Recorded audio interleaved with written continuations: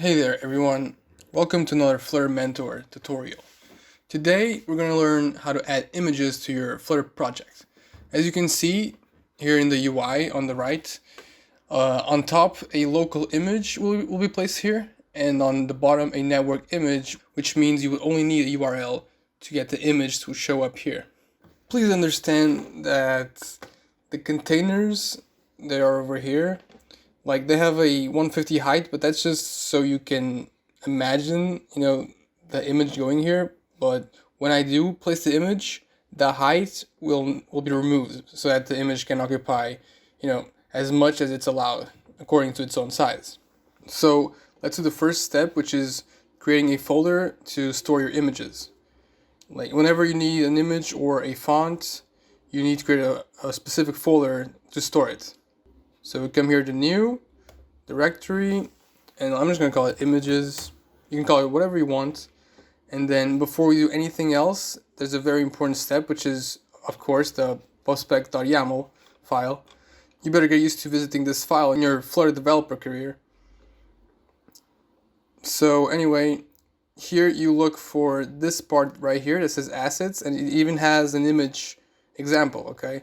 So what you do is you select it and you remove the comment, and now you need to make sure that everything is correct according to the spaces. For example, here you need to delete the space because this needs to be exactly aligned, okay? Because here Flutter, okay, this is the main thing, and then this is pertaining to Flutter, like you can see here, okay, and then it even says true.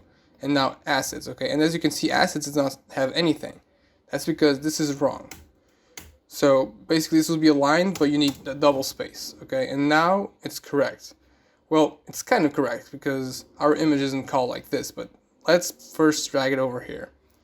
So you drag it to the images folder, you select refactor, and you wait a couple of seconds. I'm going to cancel this because I don't really want to add it to Git. Okay, there's the image, it's spinach. I also wanted to give you some healthy food advice, so there it is. But anyway, this is called spinach. Let me just be a little bit lazy and literally just copy it and then replace it here. You need to change everything.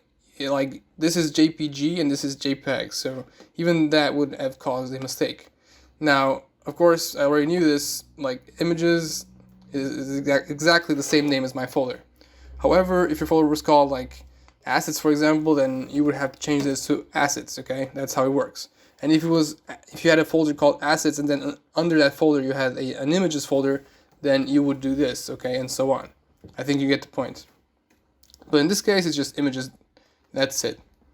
Now, after this part, you just do pub-get. You wait 0.4 seconds, and then that's it. The pubspec part is done and taken care of. Now, let's go ahead and actually place the image on this container over here. The first thing I'm going to do is remove the height and the width, to be honest, because I just want the image to freely be placed in the UI over here. So let's remove the text, which is a child here, and let's add image.asset. That's what you would use for a locally stored image, okay? So this is a string. So let's put the quotes here. And now, you guessed it, we're gonna do images spinach.jpg. I was a little bit lazy because I already had it copied, but it's okay. That's it. Now I just save and the image is right there. Perfect. It's filling it up completely. Everything's working properly. That's perfect. So now let's go over to the network image. I already have the string selected here. Let me just grab it.